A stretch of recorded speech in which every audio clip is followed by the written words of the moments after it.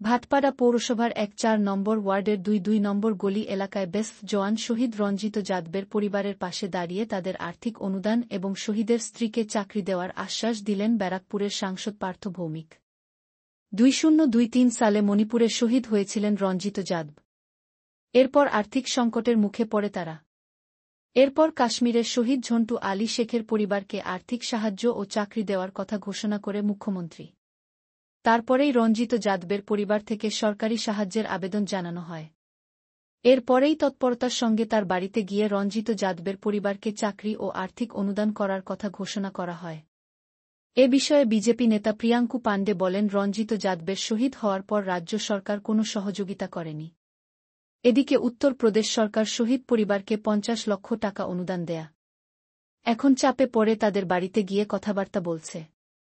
আগামী দিনে রাজ্যের সমস্ত শহীদদের ১০ লক্ষ টাকা অনুদান দিতে হবে। রাজ্য সরকারকে এই মর্মে আদালতের দ্বারস্থ হবেন বলে জানাবেন। ব্যবস্থা করে দেব ওনার, কিন্তু সেই ওনার বাড়ির লোকের ওয়াইফ এবং কিংবা ওনার বাড়ির যে কেউ একজন, তা সেই সময় ওনারা রাজি হননি। ঠিক আছে, তা আমি আবার গেলাম যে আপনি কি এখন কি বলছেন, মানে আপনি ডিএম এইসব আপনি বলছেন কি বলছেন, বলে আমি ডিএম এর কাছে গেছিলাম, যদি এখন আমার একটা কাজ হলে সুবিধা। আমি জাস্ট এটা জানতে গেছিলাম যে ওনার দাবিটা কি, ওনার চাহিদাটা কি। কোন একটা জায়গায় মনে হচ্ছে না কি কেন্দ্রীয় সরকার খুব একটা উদাসীন? না, কেন্দ্রীয় সরকার উদাসীন বলেই তো ওনাদের এই দুরবস্থা। কেন্দ্রীয় সরকার যদি জওয়ানদের পরিবারের উপরে নজর রাখতেন তাহলে তো এই পরিবারটার এই অবস্থা হতো না। সমস্ত কাজই যদি মমতা ব্যানার্জি করবেন তাহলে কেন্দ্রীয় সরকারটা আছে কি করতে। যদিও এখন ভারতবর্ষের জওয়ানরা দেশের সীমান্ত রক্ষা করার জন্য, ভারতবর্ষের মানুষের জন্য পাকিস্তানি সন্ত্রাসবাদীদের বিরুদ্ধে লড়াই করছে। এখন আমরা প্রত্যেকে ভারতীয় জওয়ানদের পাশে দাঁড়িয়ে আছি। আমি মনে করি এখন এটা বিতর্কের সময় নয়, কিন্তু যখন পাকিস্তানি সন্ত্রাসবাদী আমরা উপরে দিতে পারবো, সমস্ত সন্ত্রাসবাদ শেষ করে দিতে পারবো, তারপরে এটাও আলোচ্য বিষয় যে জওয়ানরা আমার সীমান্ত রক্ষা করে তার পরিবারকে রক্ষা করার দায়িত্ব কি কেন্দ্রীয় সরকারের নয়?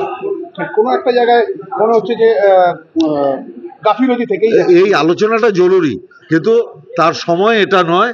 আগে পাকিস্তানি সন্ত্রাসবাদীদের শেষ করে দিই, তারপরে এই আলোচনা হবে।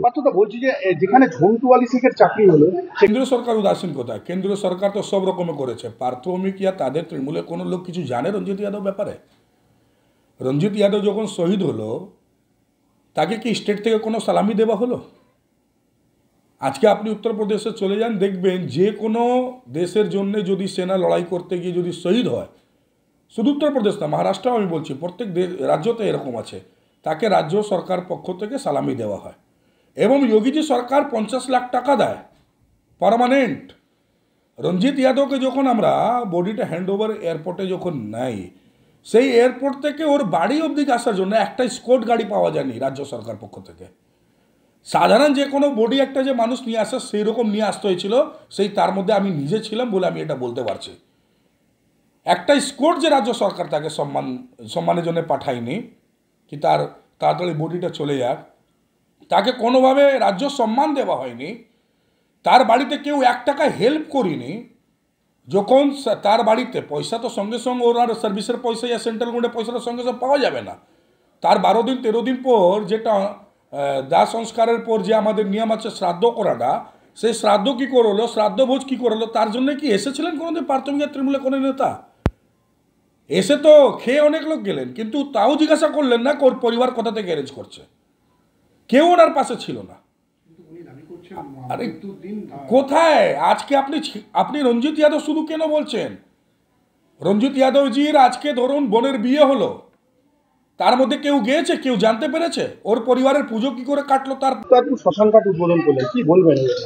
বাংলার মাননীয় মুখ্যমন্ত্রী মমতা বন্দ্যোপাধ্যায়ের ব্যক্তিগত উদ্যোগে এই এলাকার মানুষের দীর্ঘদিনের যে দাবি, ভাটপাড়া এবং ভাটপাড়া সংলগ্ন প্রচুর এলাকা আছে, জগদ্দল, নৈহাটি, বীজপুর, গারুলিয়া, সেই সমস্ত মানুষের দাবি অনুযায়ী ভাটপাড়া মিউনিসিপ্যালিটি